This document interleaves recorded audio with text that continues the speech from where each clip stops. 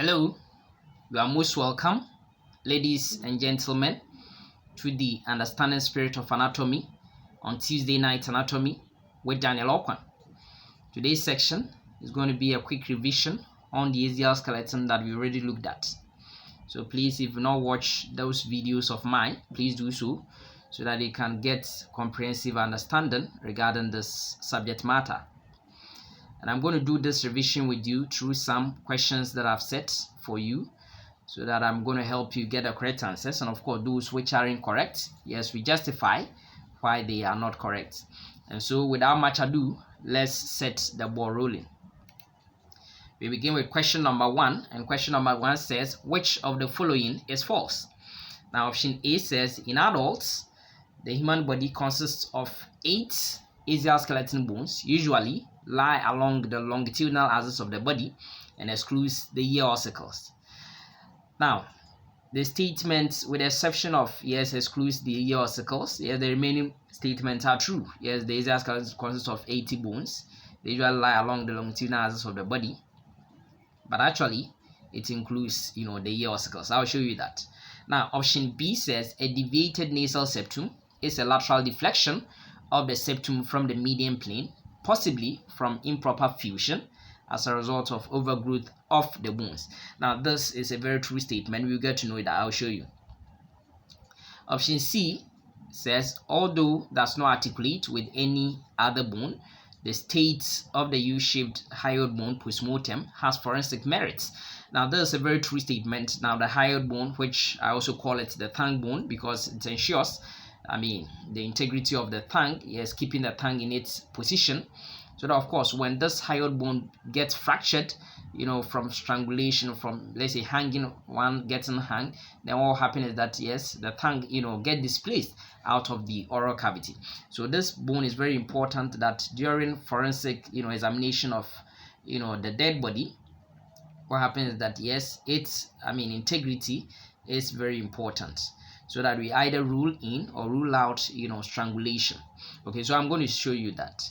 Then option D says, yes, the sternum consists of 3 main parts, namely the manibrum, gladiolus, and xiphisternum. That's a very true statement. The superior bone is the manibrum. Then, of course, the middle bone, that's the body, or the sternebrae, can also be called the gladiolus. And then, of course, the xiphisternum, also referred to as, the xiphoid process. So that's very true. Option E says there are 12 pairs of ribs, some being vertebral costal, vertebral chondral, and others being vertebral ribs. That's a very true statement. We'll get to know that vertebral costal can also be called, vertebral sternal, because they articulate directly, okay, with the body of the sternum. And of course, vertebral chondral, yes, and of course, the vertebral rib. I'll show you those ones. So, as I was saying, yes, that the skeleton is made up of, 2 groups of bones. Here we have that of the axial skeleton and that of the appendicular skeleton. So, out of the 206 bones that we have, yes, 80 of these bones contribute to the axial skeleton, with 126 bones being the axial skeleton. Yes, in adult bones, that's what we are going to have. But this one, we are interested in bones of the axial skeleton, usually find themselves along the longitudinal axis of the body. Okay, so we have example like, of course, bones of the skull consisting of, yes, 22 bones, yes, organized into 8 cranial bones, 14 facial bones, and then also associated with the skull found themselves in the ear. Because we are going to have 2 ears, we are going to have 3 ear ossicles each. And these ear ossicles, yes, with the mnemonic MIS, you should be able to tell us these ones. And MIS for malleus, yes, incus, and of course stapes. If you watch the video that I've done on the ear, yes, you'll be able to appreciate these ones. Okay, that's that. So I want to tell you that, yes, the ear ossicles are part of bones of the axial skeleton. Yes, if you know the hyoid bone, yes, then of course, the sternum, the ribs, okay, the vertebral column, yeah, they all lie along the longitudinal axis of the body. So that's what I want to show you. Okay, so for instance, if you talk about the ribs, you have 4 bones, a single hyoid bone, a single sternum. Then of course you also have 26 bones of a vertebral column. Although individual, we are going to have 33 bones. Of course, we know that bones, the sacral vertebrae and of course coccygeal vertebrae will fuse to form the the sacrum and the coccyx respectively. So what I want to show you is that, yes, the ear ossicles are part of them, the MIS bones, which are going to be very important in transferring sound from the tympanic membrane to the inner ear. So there we are. Now this is the nasal septum. The nasal septum dividing, of course, the nose or the nasal cavity into left and right halves. Now what we find is that sometimes if there's overgrowth, now you know the inferior bone is the vomer, and of course the superior bone is the perpendicular plate of the ethmoid. And of course in the living will be, covered by what we call the septal cartilage. Now what happens is that if there's overgrowth of the vomer or the perpendicular plate of ethmoid, then instead of staying in the midline, yes, it deviates to one side. And this one, at extreme cases, it could block nasal passage, yes, so that yes, breathing becomes, somewhat difficult. Okay, so it's a common deviation a variation that we have, or disorder that we have. That's the deviated nasal septum. Now, so that's a hyoid bone. Now, if someone raises it over here, raises, of course, the head and neck area, yes, we are going to see the hyoid bone. And the hyoid bone, yes, this is the U-shaped hyoid bone. And this U-shaped hyoid bone presents with, of course, a body. Then, of course, projecting lateral from the body, we are going to, superiorly, you are going to have what you call these lesser cornua or lesser horns. Then, of course, projecting posteriorly, we are going to have what you call the greater cornua or the greater horns. Okay, now this bone is the only bone which does not articulate with any other bone. Yes, I've already told you that. And it just suspended, in the neck region via, ligaments and muscles from the skull. Okay, and what happens is that, I told that it's going to help support the tongue, and that is why when it gets fractured, yes, the tongue, comes out of, the mouth. And that is why during postmortem examination of the dead, yes, we have to check the integrity of this, hyoid bone. Apart from that, it's also going to support the larynx. So if you look at the skeleton of the larynx, usually they put the hyoid bone there because some of these,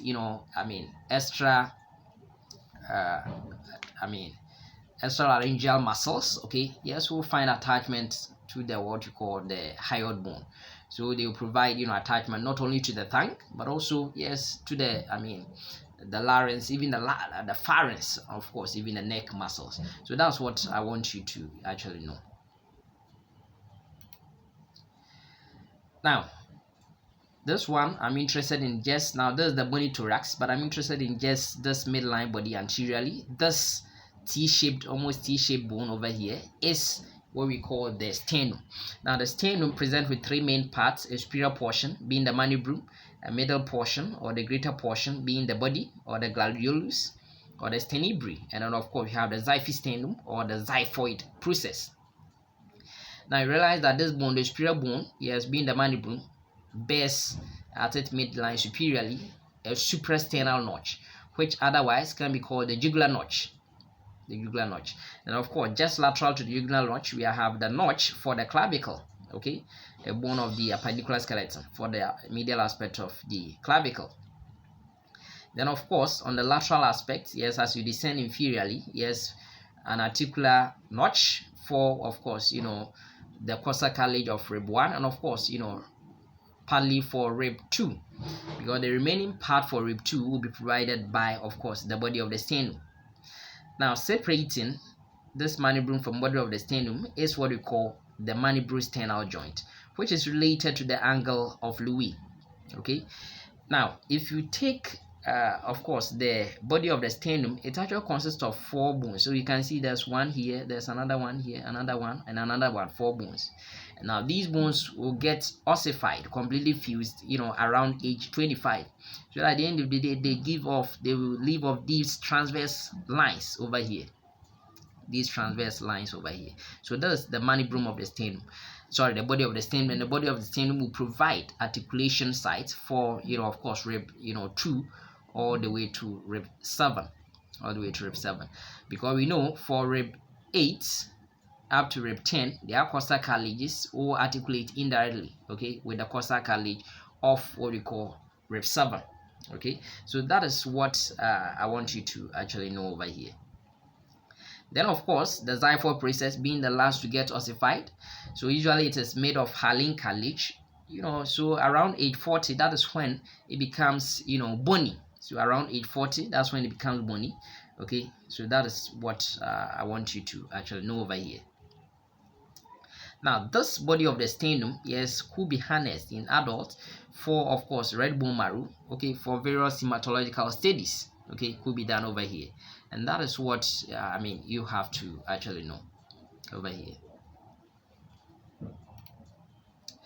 Now, the next thing, yes, still part of the bony thorax, yes, is what we call the ribs. Now remember, the ribs, we are going to have 12 pairs of ribs, yes, 12 on either side of the body. So these, rib 1 all the way to rib 12. Now the first 7 ribs over here, we call them vertebral costal or vertebral sternal ribs, and these ribs can also be called the true ribs. They are called true ribs because they articulate, their costal cartilages articulate directly with, of course, either the mandible or the body of the sternum. Okay, that's how they do the articulation. Now for rib 8 to rib 12, they are referred to as false ribs. But out of these false ribs, yes, if I take only rib 8 to rib 10, we call them vertebral chondral ribs, because of course their costal cartilages, yes, fuse together and enjoin the costal cartilage of the 7th rib to articulate indirectly with, of course, the body of the sternum. Okay, and that's why we call them vertebral chondral ribs. Then the remaining 2, yes, although they have costal cartilages, it's just that they are tips. Okay, and their costal cartilages, do not connect directly or indirectly with, of course, the sternum, and therefore we also call them floating ribs. And because they connect only to, of course, the body of the vertebrae, thoracic vertebrae, we also call them vertebral ribs. Okay, so that is what we have to know. Now, one observation we find is that the length of these ribs, they tend to increase from rib 1 all the way to rib 7, and then beyond that, from rib 8 all the way to rib 12, the length decreases. Okay, in that order. Now we know that ribs can also be called costae or costal bones. Therefore, in between any 2 ribs, there will be a space known as intercostal space, which of course in the living will be filled by intercostal muscles. Okay, intercostal muscles will fill this space. Now I'll show you that if you look at the inner aspect of the rib, I'll show you the rib, there will be a costal groove and all that, and that area, neurovascular structures, okay, will be passing through it. So we'll look at all those ones that you have to know. But let me also show you something, that there are some important articulations that we have to actually know over here. Now if you look at over here, these structures that you find here are known as costal cartilages. Now the lateral aspect of the costal cartilages articulate with these ribs, these ribs, and that joint over there will be called costochondral joint. So costochondral joint will be that kind of joint between them, okay, and that one will be made of hyaline cartilage, and that is why we refer to this joint as a primary cartilaginous joint. Okay, primary cartilaginous joint, or better still, you can also call it synchondrosis. I'll show you that one later. And then if you look at the medial aspect of this, now this is the lateral aspect of costal cartilage. The medial aspect of the costal cartilage also articulates with, of course, the mandible or the body of the sternum. Okay, and that one we can refer to this one as what we call stenocostal or stenochondral joint. The joint over there will be called stenochondral or stenocostal joint. Now, what happens is that for the 2nd to, of course, the 7th stenocostal joint, it is actually what we call a synovial type of joint. It's actually a synovial type of joint, permitting that kind of movement. Actually, a plain synovial type of joint. But the first, stenocostal joint, stenocostal or stenochondral joint, that one is actually what we call a synchondrosis, type of joint. A synchondrosis, that one is a primary cartilaginous joint. That's what, please, you have to know. Now, between the mandible and the sternum, the mandibular-sternal joint is actually, a symphysis type of joint, because yes, it's made of actually fibrocartilage. You will get to know these ones later. And of course, between the body of the sternum and the xiphoid process, yes, of course, the xiphy-sternal joint is actually, what you call a primary cartilaginous joint, and therefore a synchondrosis type of joint. Now, but what happens is that now you can see from 8 to the 10th, ribs, their costal cartilages are fusing together to join the seventh, that of the seventh, and therefore we call something interchondral joint. And therefore the interchondral joint is actually also a plain synovial type of joint. Now let me tell you that yes, these ribs are also going to articulate with, of course, the body, as well as sometimes the transverse processes of the thoracic vertebrae, and those ones will also form some kind of joint. So let me show you those ones. So there we are. So you can see that here I'm having the rib is having a head.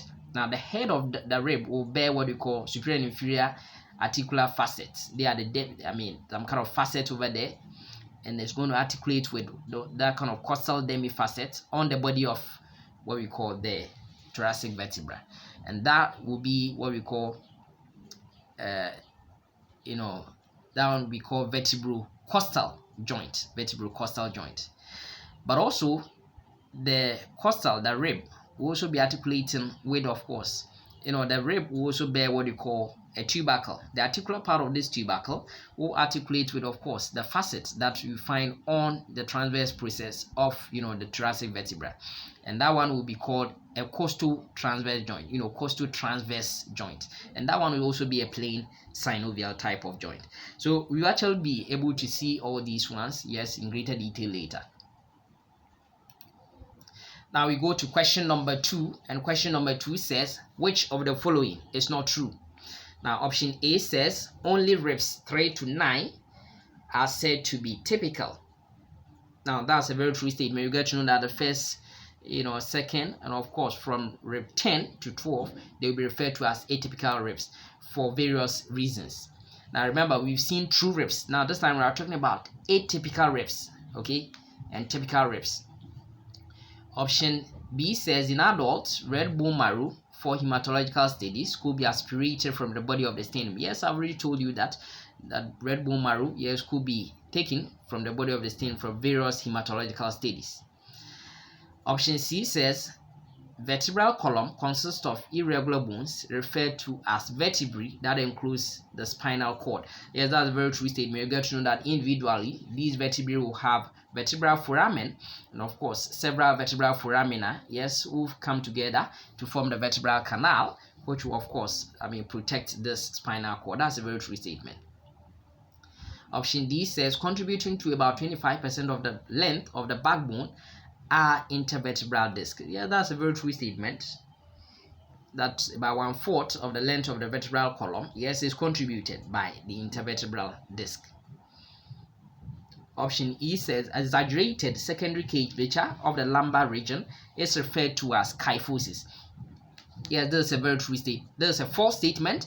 Now that one is rather known as lordosis. So I'm going to show you that, not kyphosis. Rather, the exaggeration at the thoracic vertebrae will lead to what you call kyphosis. So there we are. I want to show you, yes, typically a rib will bear, at the posterior aspect. Okay, so I'm starting from the posterior aspect. It will bear what we call a head, and the head will be a crest in the middle, and just above the crest, okay, we'll have the superior articular facet, and then below it we have an inferior articular facet. Then beyond that we have a neck. Then of course beyond the neck we have a tubercle, an articular part and a non-articular part. And then we also have what we call, as you just move away from the tubercle, okay, just then the rib turns, giving us the angle of the rib, and then of course it goes anteriorly. So as you come this way, are coming anteriorly. In the head region is posteriorly. Now at the inner aspect of what we call the rib, although we know the rib is actually a flat bone, yes, inner aspect, of course the shaft of it, we are going to have this groove. At the lower aspect we are going to have the costal groove, where of course the neurovascular structures being of course the intervertebral artery, intervertebral vein, intervertebral nerve, yes, will be running through this area. Okay, so that is what we see on a typical rib. Okay, which means that anything that deviates from this, we could refer to that one as atypical. And I told you that ribs 3 to 9 will bear this architecture. Now for the atypical ribs, yes, rib 1, yes, the reason why we are calling it atypical is that it's too stout. Okay, so that's the stoutest, rib that we are going to have. And then also on it, yes, anteriorly, we are going to have the groove for subclavian vein, and then just behind that we are going to have the groove for subclavian artery. Okay, and then in between them will be, of course, the tubercle. For that will be the scalene tubercle. Scalene tubercle for actually the anterior scalene muscle. Okay, so anterior scalene muscle we insert between where these grooves are. Okay, and then beyond that we are going to have, yes, this area will be for the middle scalene. This area will be the middle scalene area, and beyond what we call the subclavian artery groove, we are going to have the middle scalene area. So these grooves will make this rib atypical. Then apart from that, it has a single facet on its head. We expect that we are going to have superior and inferior facets. It's having only a single facet on its head, making it atypical. Now for rib 2, although it's having superior and inferior facet, no problem. It's having everything all right, no problem. But the only thing that makes it atypical is that it's having a tuberosity for what we call the second digitation of the serratus anterior muscle, and that makes it atypical. Now for rib 10, not rib 8, please get to know that it's rib 10. From rib 10, rib 11, and then of course rib 12, they have a single facet on their head. Instead of having two facets, they have a single facet on their head, and that makes them what we call atypical. And that is one thing. Now apart from apart from having a single facet on their head, rib 11 and then 12, okay, also do not have a neck. If they don't have a neck, then it means that they don't have a tubercle. Okay, therefore that is why they don't articulate with the transverse process of what we call the corresponding thoracic vertebrae. Okay, so that is why they are atypical. They are atypical ribs. So please get to know those ones. Now, yes, I've told you that yes, we can actually use the bone marrow, okay, coming from the Steno for various hematological studies. So if that is so, then I want to tell you, yes, what are these functions of the various bones that we have? Yes, they are going to provide services for attachment of muscles and tendons and what have you. Yeah, they are going to serve as levers, okay, for muscles for various movement, protect the various viscera. Yes, of course, this is the portion I was talking about. Because they contain bone marrow, red bone marrow, they can make blood cells, and therefore we can aspirate those things for various hematological studies. Now you know that apart from red bone marrow, we also have what we call yellow bone marrow for storage of fat, and also for mineral storage. And of course, some of them, yes, will contain paranasal sinuses, okay, to help what we call serve as resonating chamber of sound to also lighten the skull and what have you. So these are the various things that we are going to see, and those bones which are going to contain these airfill spaces, we can also call them pneumatic bones.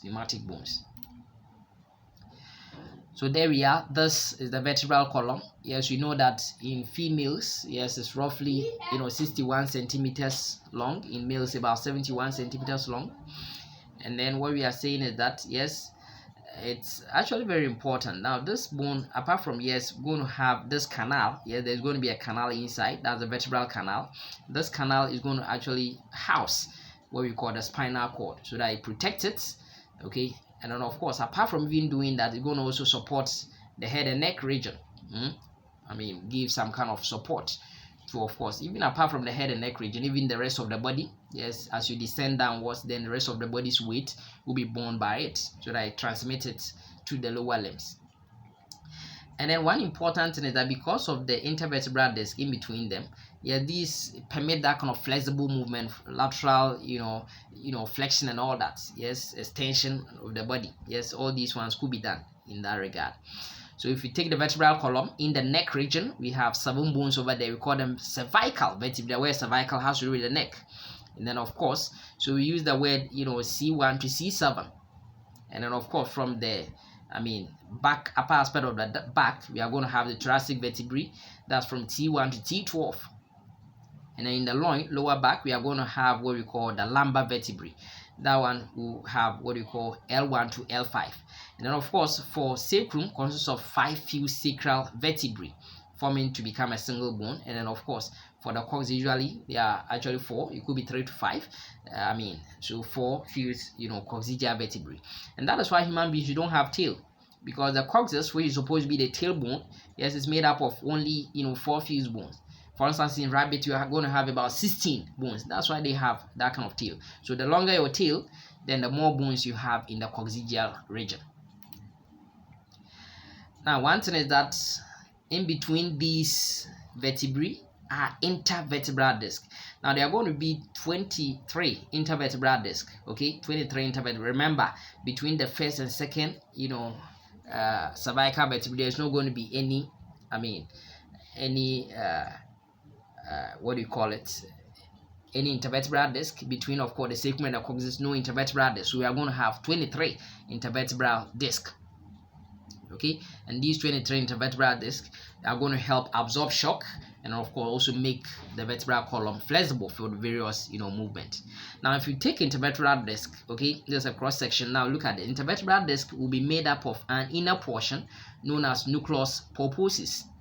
Okay, that jelly-like substance over here, nucleus pulposus, and then surrounding it, okay, will be a fibrocartilaginous structure, which we call it annulus fibrosis. Annulus fibrosis. So these are the main parts that we are going to have. Now, during a condition we call slip disc, which we will see, there will be leakage of this nucleus pulposus from the annulus fibrosis.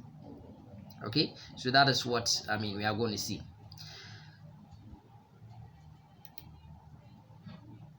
Now, in the living, what happens is that in utero, inside the mother's womb, there's the position of the fetus, and therefore the fetus, yes, will present with a single curvature of the vertebral column. Single curvature of the vertebral column, and that curvature, yes, will be the primary curvature, the birthright. Okay, so there's a single curvature, and this curvature, if we are looking at it anteriorly, then we are going to say it is concave anteriorly. A single curvature which is concave anteriorly only.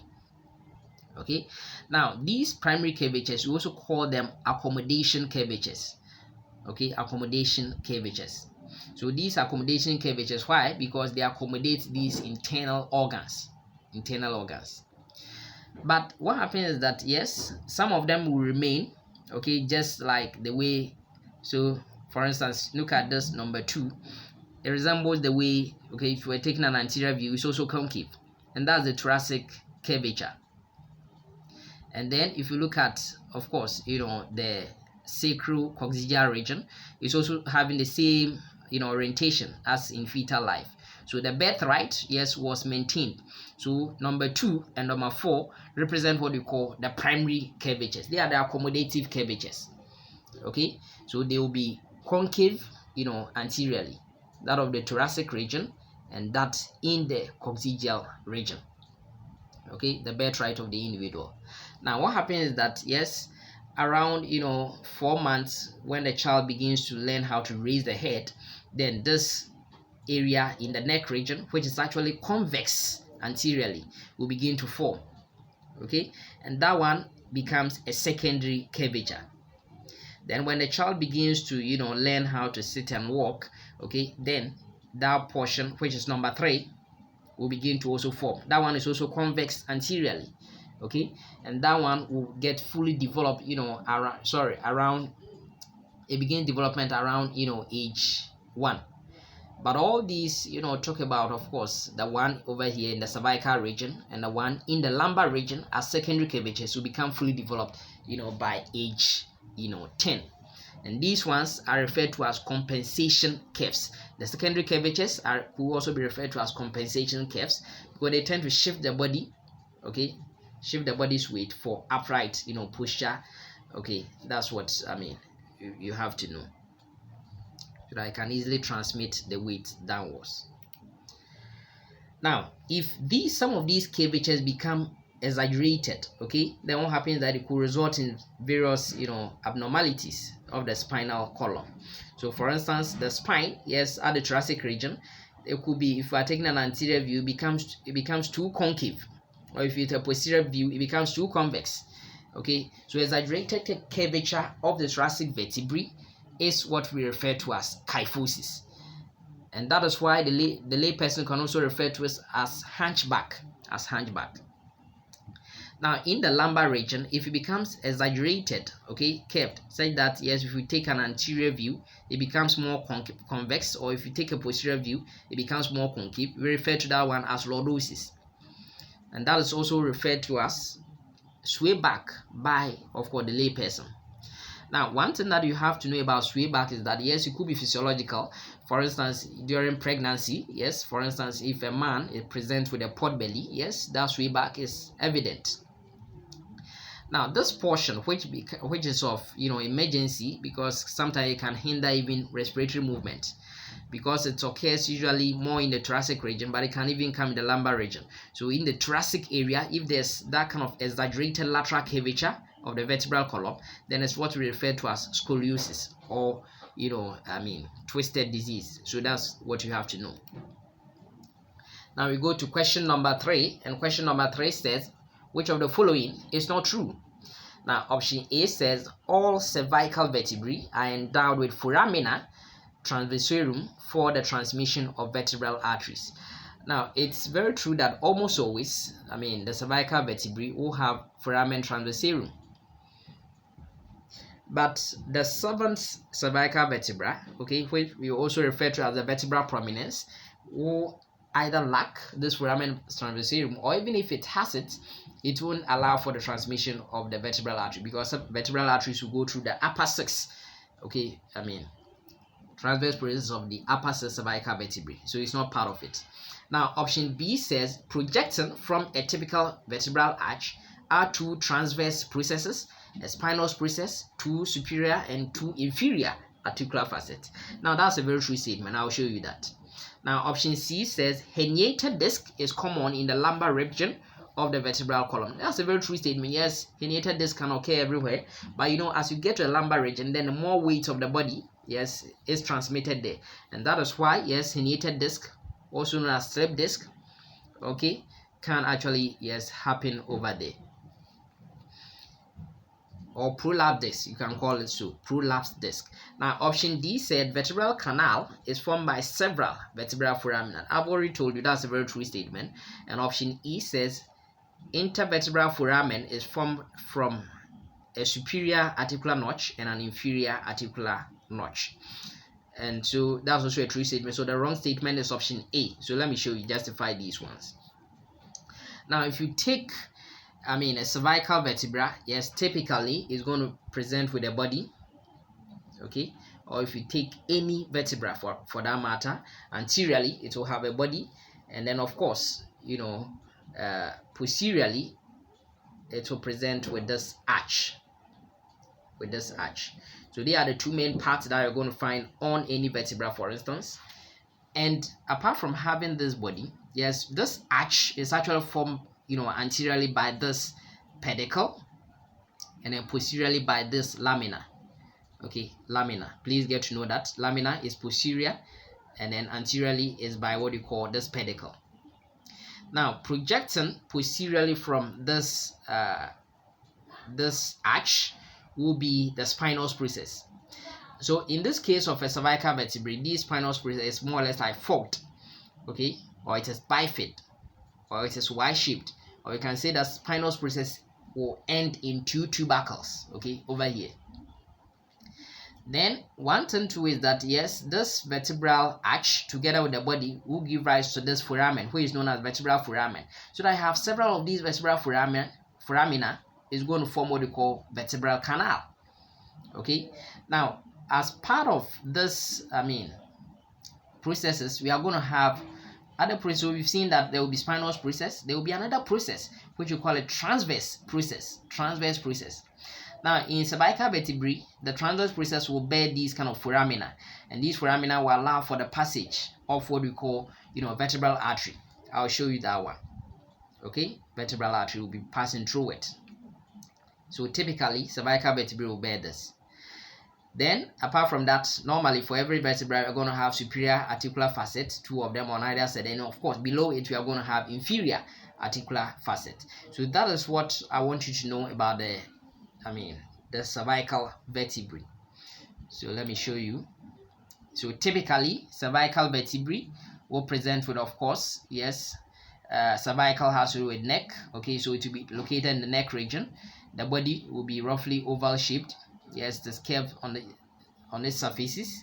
Then, now one thing is that for the vertebral column, as you descend distally, what happens is that the foramina tends to decrease. Why? Because the body tends to become large. So that's the principle.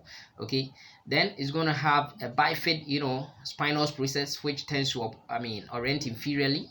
Okay, so that's what you're going to have. It will bear transverse foramen or foramina, and they have function to support the head, stabilize relative positions of the brain and spinal cord, and to allow some control movement in the head.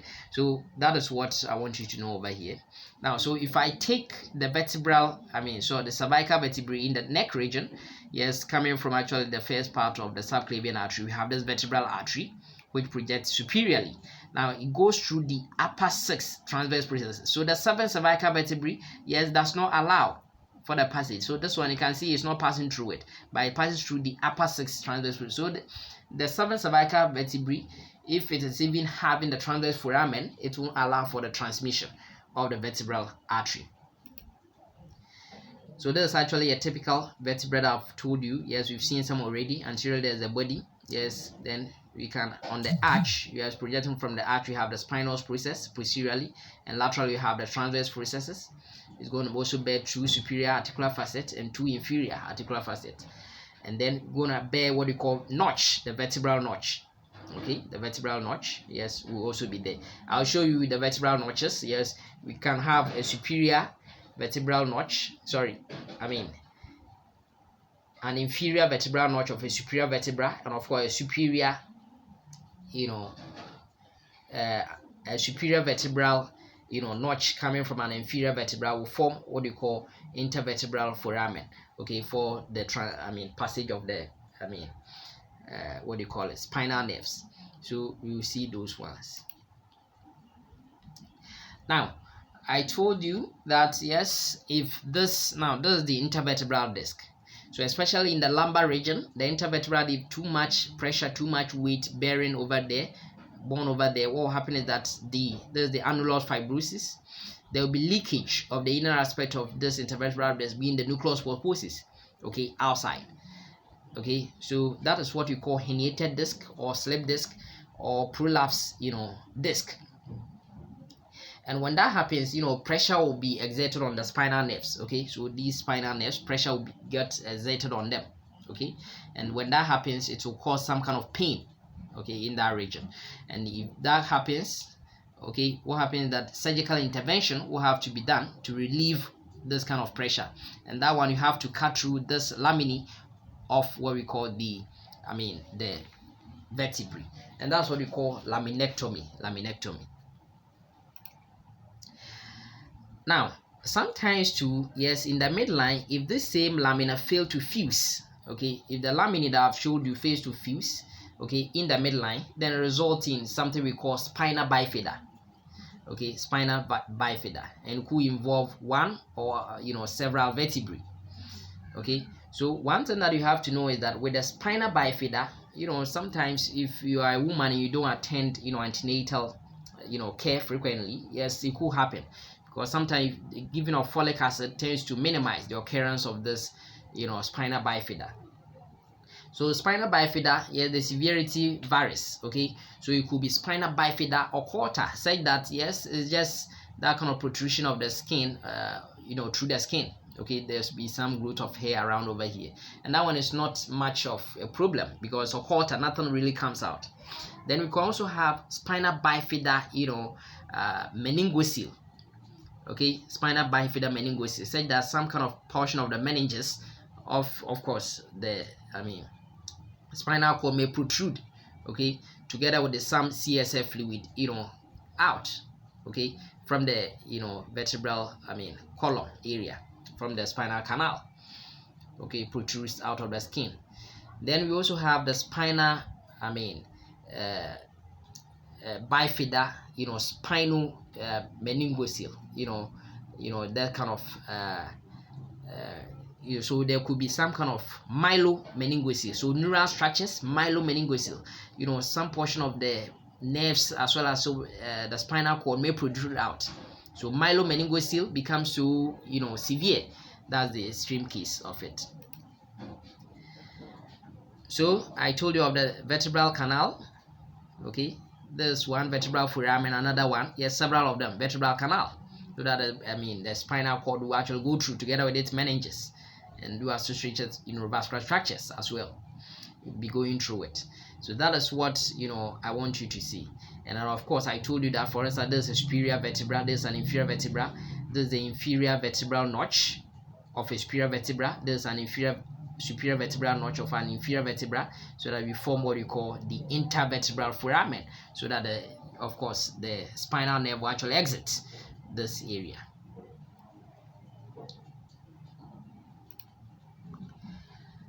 So there we are. Once again, you can see the spinal nerves exiting. That's what I want to show you.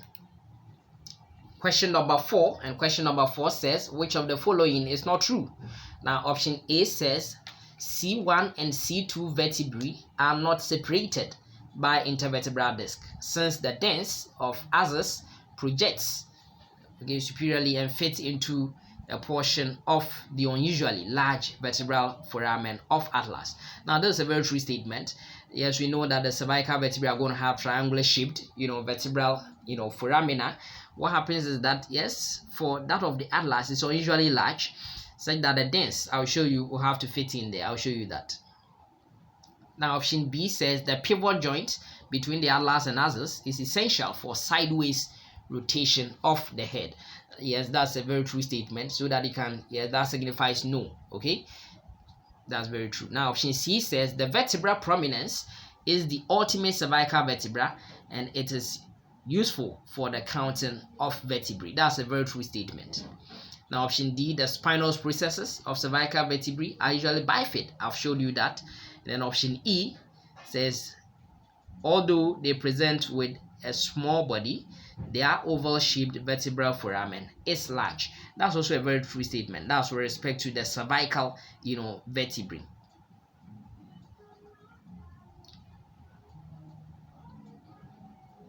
So with this one, so far, yes, all of them, yes, are actually all they represent with a small body. Okay, they are oval shaped. Yes, so this one, there's no wrong statement in there. So let me try and justify that. Now if you look at this, now C1 is given the name atlas and then C2 is given the name axis, because of course AT, T will come before X, so axis, atlas. So axis will be C2 and of course atlas will be C1. Now remember, one key thing about atlas is that atlas does not have a body. Okay, so there's no body over there, but rather, yes, it presents with this kind of arch. Okay, so it has this posterior arch and of course anterior arch.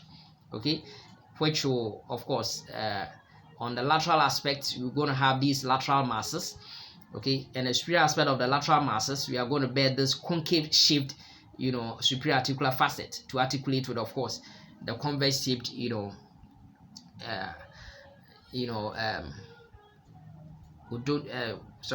what we call occipital condyles. Okay, that's what we are going to see. So of course, just like any cervical vertebrate having a transverse foramen, yes, transverse foramina are there. Yes, of course, if you take that of the axis too, transverse foramina. But look at this, instead of this being triangular shape, you can see that it's unusually large, because getting to the anterior aspect of the anterior arch, we are going to have a foramen, an area over here, so that the tooth-like process coming from the axis, which is called dens or odontal process, will fit here. Therefore, there's no intervertebral disc between them. Okay, that's what you have to know. And the remaining posterior portion will allow for the transmission of the spinal cord together with its meninges. Okay, so that is what I want you to know. And you can see that for this one, it's ending in bifid spinal process. But you can see that in the case of what we call the atlas, there's no spinal process. Okay, please get to know that. Now remember that the what you call atlas, we can describe it as having a ring shape, articulating the superior facets, articulating with, of course, the what you call occipital condyles to form the atlanto, occipital joint, so that you can help, in that kind of expression or gesture, do that kind of gesture. And then, of course, the axis and the atlas will, articulate to form, of course, the atlanto, axial joint, so that you can also help in, that kind of lateral rotation of the head and neck region to signify no. So there we are. And what happens is that as it fits in there, so this is the axis, C2 and C1 is atlas. As it fits in there, what happens is that there should be a ligament, which we call the transverse ligament, so that it can keep it in that kind of position. So I told you that, yes, almost all these transverse spinal spaces of the cervical vertebrae will be bifid, okay, will be forked or present with this Y-shaped, tubercle, okay, bifid tubercles. So you can see C1 is not having a spinal process, but C7, yes, is even not having a bifid spinal process. So please get to know this one. By way of giving you some kind of information, what happens is that there will be a ligament which we call ligamentum nuchae. It will extend all the way from, of course, C7 all the way to, of course, the skull. We will see those ones later. Now, question number 7, and that's our last question. And it says, which of the following is not true? Now, option A says typical thoracic vertebra is endowed with a heart-shaped body, an oval foramen, costal demifacet on the body, facet on transverse processes, and a caudally pointing spinous process. Yes, this is a very true statement. Yes, all those things are features. I will go through that. Now, option B says lumbar vertebrae have the strongest and most massive body, short but stout spinous and transverse processes. That's also a very true statement. Now, option C says the triangular shaped sacrum is formed by the union of 5 fused, sacral vertebrae, unless there is lumbarization or sacralization. Now, this is a very true statement. One thing is that sometimes, there's lumbarization of a sacral vertebra, so that instead of the sacrum consisting of 5 fused bones, one of them will be taken and forms part of the lumbar vertebrae. So the lumbar vertebrae becomes 6 instead of 5.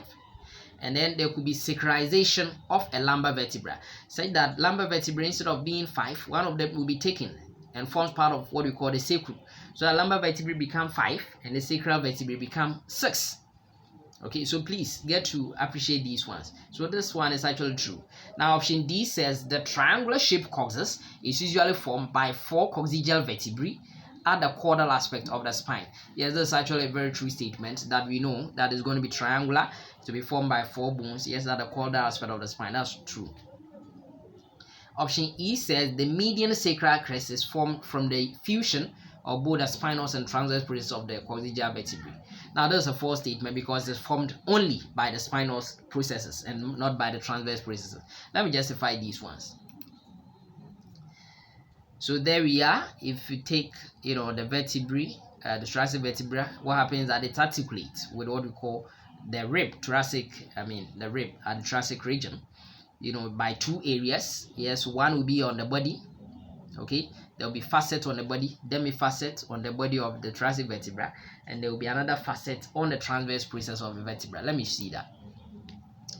So that if you take, yes, typically thoracic vertebrae will present with this, instead of having the oval shaped body, in the case of the cervical vertebrae, it's having a heart-shaped body, but it's having an oval shaped, foramen, vertebral foramen. And then it's also going to have what we call, facets, okay, for articulation on transverse or both on the body. I'll show you that one in other detail. Then this spinal process is very long and it points inferiorly. Okay, it points caudally. Okay, so that's what you have to know. So that is that. Now, all but 2, that's T11 and T12, one with transverse. Yes, I'll show you those ones. It's going to help support weight of the head, neck, upper limbs, chest, articulate with ribs to allow changes in volume of the thoracic cage. Various movement over there. So this is actually a typical thoracic vertebra. Typical thoracic vertebrae, thoracic vertebrae 2 to 8. So this is the body, anterior aspect. Yes, it is heart-shaped, and it's going to bear this, foramen, vertebral foramen, which is oval. Then it's going to bear on the body. Yeah, it's going to have a superior demifacet. Okay, so there will be demifacet over there. There is going to be another inferior demifacet. If you take this lateral view, that's what we're going to see. Then on the transverse processes too, we are going to find facets for articulation with the transverse processes of the rib. However, for thoracic vertebra 1, 9 to 12, they are referred to as atypical ribs. Atypical ribs. And why is thoracic vertebra 1 referred to as atypical rib? Now we said that on the body we are supposed to have demifacet and not a full complete facet. So because thoracic vertebra 1 is having a full superior facet, it becomes what we call a false or an atypical thoracic vertebra. So that is that one. Now for the ninth, instead of having an inferior demifacet, yes, it's having only a single demifacet on top. The inferior one is not there, and therefore it becomes atypical. Now for the 10th, 11th, and 12th, yes, they are having complete single facet, and that is why they are actually atypical. Then again, for 12 and 11, they are also not going to have articular facet on the transverse. So you can see for the 10th it's having articular facet. These ones, the articular facets are there, but for 11th and 12th, there's no articular facet on the transverse processes, and that's why these ones do not articulate with, of course, articular facets on, of course, the tubercle of the rib. So please get to know these ones. So if you take, of course, the lumbar vertebra, yes, the lumbar vertebra will have a kidney-shaped body. Then you have a triangular shaped foramen, just that this triangular shaped foramen is smaller than in the case we find in that of the the cervical region. So that is that one. And then its spinal process is rectangular shaped. Okay, it's short. Okay, that's what we are going to see. So they are the important details. So it is not having transverse foramina. Yes, it's also not having demifacets on the body, as well as, of course, even on the transverse processes. So what are the important features? Yes, at the lower aspect in the loin region, yes, it is going to have a massive, very heavy body, oval, yes, shaped body, or kidney shaped actually. Then its vertebral foramen is smallest, because we said that the foramen will be decreasing as you descend from superior aspect of the column inferiorly. Then we are saying that yes, its spinal process is blunt or is triangular shaped. Yes, it's broad and point posteriorly. Yes, no problem. Yes, transverse process. Yes, no transverse foramen. Yes, what it's going to do is that it's going to support the weight of the body. Now these ones, the bodies are heavier, because as you descend downward, then the weight of the body tends to, of course, increase. Now for the sacrum, now this is the sacrum. Okay, now the sacrum is formed from 5 fused sacral vertebrae. 1, 2, 3, 4, 5 fused sacral vertebrae. So there's the anterior aspect, this is the posterior aspect. Now the sacrum, yes, will get fully fused. The individual bones will get fully fused by around 8:30. Okay, so that at the end they give off these transverse lines in between them. Now what happens is that yes, the transverse processes will fuse in the midline to form, of course, the median sacral crests. Okay, and then, of course, we are also going to have what we call the lateral sacral crests. Okay, which is a fusion of the transverse processes. Transverse processes will fuse to form the lateral sacral crests. Now in between them anteriorly, 4 on either side, we are having these foramina, which you call it ventral or anterior sacral foramina, so that yes, the ventral rami of the spinal nerves will actually run through these areas. Then similarly, at the dorsal aspect, at the posterior aspect, we have dorsal sacral foramina for the transmission of what we call the dorsal rami of course, the spinal nerves. Okay, so that is one thing that we are going to see. So it means that this bone, where it's triangular shape, will have what we call a broad base superiorly. Okay, so that's the base. Then around the base we have what we call the sacral promontory. Sacral promontory. Then of course we are going to have this wings. Okay, this wings, which we call it ala. Okay, wing has to do with ala, so wing of it, and it will present with this apex, which will articulate with the superior portion of the coccyx. So that is what we are going to see over here. Now, but if you look at this area, okay, if you look at this area, we're going to see this horn-like structure over here, which on either side we call it sacral conua. So singular form is sacral conus. Okay, so that is the sacral conua. Now, this sacral conua or sacral conus singular is actually formed from the incomplete fusion of the lamina of S5. So that's the fifth one. It failed to fuse in the midline, leaving us this horn-like structure, so that it leads us to the opening of the sacral canal, and that opening over there is known as sacral hiatus. Sacral hiatus. So please, that is what I want you to actually know over here. And what you know is that this one will form part of what we call the bony pelvis. You look at that. I've done the pelvis, so please visit those videos to actually get insight in these ones. But if you compare it to a male, or if you do a comparison between male and female, what you should know is that yes, for females, it is less kept. It is less kept. Okay, anteriorly, it is less kept, so that it actually can accommodate the reproductive structures. Yes, of course, protecting of course the reproductive urinary structures, as well as some portion of the digestive tract. Now, at the caudal aspect of the vertebral column, we are going to have the coccyx. So this is the coccyx. The coccyx is also triangular shaped. Okay, so the coccyx is also triangular shaped, and it's formed by 4 coccygeal vertebrae. 4 coccygeal vertebrae.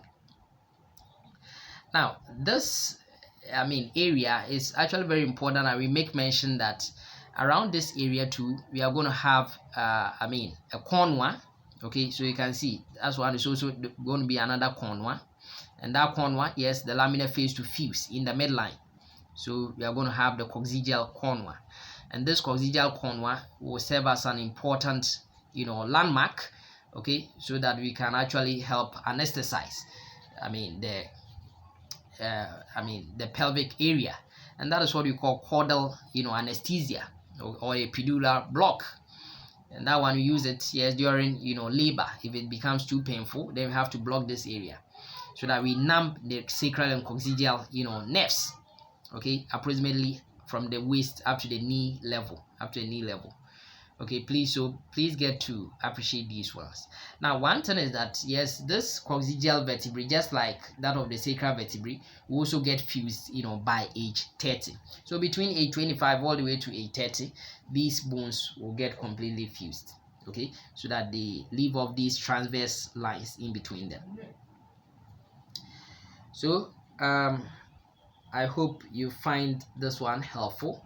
Now, but one thing that I have to tell you, remember that the sacral conua and coccygeal conua, they have fusion. So failure for this, in the case of sacral conua, it is the 5th sacral vertebrae, okay, the lamina which failed to fuse completely in the midline. But in the case of coccygeal vertebrae, it is the 1st coccygeal vertebrae. Okay, so I hope you find it helpful. Please, if not subscribed to the channel, please do so that in later videos of mine you'll be able to appreciate them. I'm very grateful for your time this evening. Have a good night, and may God richly bless you.